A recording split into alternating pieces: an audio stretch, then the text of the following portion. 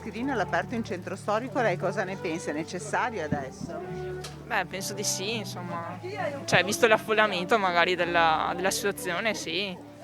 Se non ci fosse nessuno e magari un'altra situazione, un'altra mattina, secondo me non è necessario l'aperto. Magari il mercato che è un po' affollato, sì. A Porto sempre.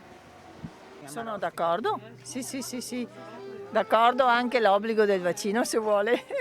Secondo me no, meglio di no, perché siamo all'aperto, c'è l'aria, se ovviamente c'è un posto chiuso, sì, allora sì. In vista del Natale a Marostica ci saranno tantissime persone che arrivano, per esempio. Lei non pensa sia una misura necessaria? Non saprei risponderle perché siamo di vari pensieri e non lo so, io rispetto i pensieri altrui, ma per me anche no. È giusto, qui siamo più tranquilli tutti quanti, basta rispettare le regole, finché non è finita sta storia. Lei vedo che la tiene già.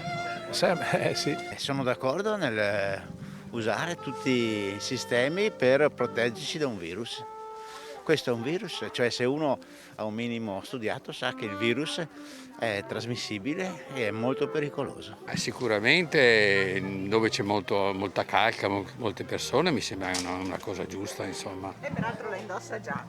Io lo indosso sempre, quando sono così al mercato o fuori in mezzo alla gente, sempre. Io non sono d'accordo all'esterno di usare le mascherine, all'interno per carità, ma all'esterno assolutamente no. Dove ci sono persone è meglio tenerla, però anch'io almeno respirare tutto il giorno con la mascherina al lavoro, almeno all'esterno a respirare. Penso che sia una roba giusta all'aperto, perché con i contagi che stanno salendo, sì, penso che sia proprio così.